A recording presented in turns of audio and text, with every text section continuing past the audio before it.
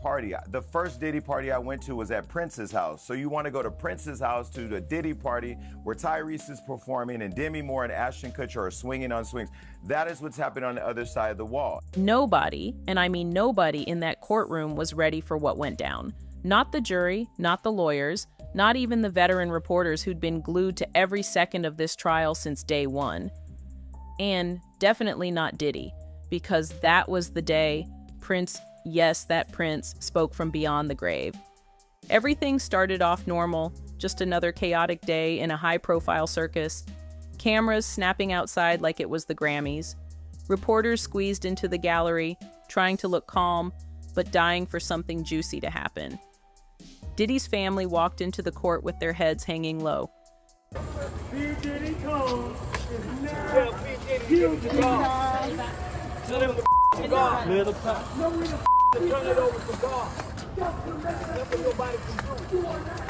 Pray to God. Pray to the Most High Jesus Christ. Pray to God. Are you confident about the trial? Pray to God. Seek His face. Like he said. Turn from How has it been inside court? Seek His face. Seek His face. But Diddy was calm that day. He was smiling like he had the whole game under control. But what nobody knew, the real show was just minutes away. Because that was the day everything changed. Prince's last Diddy recording played in trial. Prince was going to expose him. Now, we know that Diddy borrowed Prince's house for his party, but it has been said that Prince himself did not attend that party. And that is completely believable considering what kind of a person he was. He was really health conscious. He was a vegan. He didn't abuse alcohol. I didn't know of him abusing drugs. He worked out, so, that also really concerned me because it made me think that, wow, so you mean you do all these things to take care of yourself and you die so young? It really That's what's so frightening to many people. It's so frightening. Yes. The people who knew Prince and his fans never believed that he overdosed. Now here's the thing. Prince lent his house to Diddy for a party, but what nobody knew is that Prince had the camera rolling and he probably got everything on tape. The insiders have revealed what allegedly went down in the court, so let me tell you what exactly happened. It started with these unmarked boxes being wheeled into the courtroom. Then two unfamiliar tech guys show up at the prosecution's table and start quietly hooking up some kind of equipment. 4 security guards suddenly station themselves directly behind Diddy. That hadn't happened on day 1 or day 2. Something was off. And the judge walks in, does his usual greeting, then drops a line that instantly tensed the room. I expect complete composure in my courtroom today. Any disruption will result in immediate removal. What? Even the most jaded journalists were texting each other like, yo, what are they about to drop? You could feel it. Something huge was coming. The prosecution started off slow, almost like they were lulling everyone into a false sense of routine, going over old testimonies, playing it safe, until suddenly they hit pause, and then came the sentence that dropped jaws. Your Honor, the prosecution would now like to introduce newly authenticated audio evidence. Diddy's lawyers jumped to their feet. Objection. They hadn't been told about any new evidence. It was improper. It was unfair. They were scrambling. But the judge was not buying it. Motion denied. And then the prosecution said, what you are about to hear is the final private recording made by Prince Rogers Nelson before his death. You could have heard a pin drop. The courtroom froze. Even the court stenographer stopped typing for a moment in shock. And Diddy?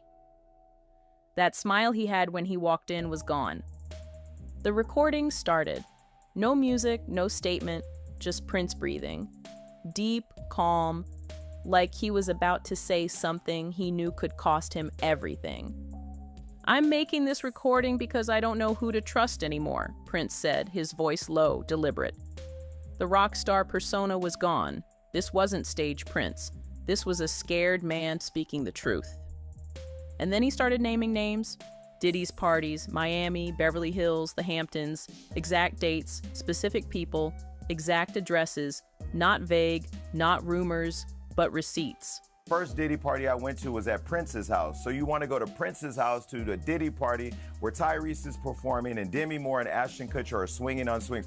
That is what's happening on the other side of the wall. And so the one thing that makes this party different than a Jamie Foxx party or any other celebrity party that wrangles a bunch of young women or guys or whatever too, is that Diddy didn't let you bring your security in the party. That is the one thing that I thought was odd because, you know, I came one time with my security and no other security other than Diddy's security is allowed to be inside. Witnesses had already hinted at some of this stuff, but Prince, he wasn't guessing, he was confirming.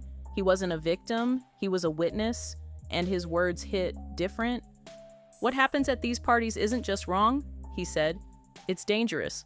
I've seen who gets invited. I've seen who gets hurt. There is one term that has gone viral since the indictment of Sean Diddy Combs, more than anything else. You've heard it here on Sidebar, you've heard it amplified in the media. It is called a freak-off. This alleged sexual performance that is at the center of this criminal case facing the rapper and producer Sean Diddy. Diddy didn't move. He just stared forward, face pale. The attorney was whispering frantically in his ear, but got no response from him. He looked like he was watching his own empire crumble in real time. And then Prince dropped the line that cracked Diddy's whole armor. I told him it needed to stop. He laughed and said, "You might be Prince, but you're not untouchable." The courtroom went silent, then came the outburst. Diddy stood up suddenly, not slowly, not dramatically. He snapped to his feet like a puppet yanked by a string. "That's a lie," he shouted. "He wasn't even there. That never happened." Y'all, the courtroom went wild. One juror literally flinched. It was chaos. Diddy, the man who'd kept his cool for 2 straight days, had just exploded in front of the jury. The judge was not having it. Bang! The gavel slammed. "Mr. Combs, control yourself or I will hold you in contempt." But the damage was already done. This wasn't just an outburst. This was a full-on unraveling. The jury saw it, the media saw it, and worst of all, his own lawyers saw it. And the prosecutors, they planned every second of that. See, they didn't drop that tape on day one when everyone's nerves were already on edge, or on day 2 when the cameras were still buzzing. They waited until day 3 when everyone had started to relax. That's when they hit play. Turns out they'd had that Prince recording for months. 3 forensic teams authenticated it. Every second of it was verified, unedited, untouched, 100% real. They timed it down to the breath. They rehearsed their delivery. They even practiced the pauses. Military-level psychological warfare. It wasn't luck. It was a strategy. And when Diddy blew up, that wasn't a surprise. That was the plan. But Prince wasn't done. As the recording continued, he got more specific: names, amounts, locations, bank transfers, even exact dollar figures for hush money. $2 million here, $1.3 million there. He talked about NDAs, shell companies, and a hidden upstairs room in a Beverly Hills mansion. And guess what? Everything he said, the prosecution had already shown matching floor plans, matching financial statements. The tape confirmed every single detail. Prince even recalled a moment at the 2016 Grammys after party, face to face with Diddy. "I told him what he was doing had to stop," Prince said. He laughed again and said, "You might be Prince, but you're not untouchable." I took that as a warning. And the most chilling part was Prince's closing words. "If anything happens to me, make sure this gets to the right people. This isn't just about protecting myself. It's about protecting the ones who can't speak." You could hear a pin drop. The courtroom was frozen. Diddy looked like he'd just seen a ghost. Because in a way, he had. After the tape ended, Diddy's lawyers were a mess. They tried to get the audio thrown out, called it hearsay, said it was unfair, said it was AI, but the judge wasn't having it. "This trial will continue," he said, and that was that. And outside the courtroom, oh baby, the industry was panicking. PR teams are scrambling, and record label execs are deleting old tweets. Celebrity friends of Diddy became silent.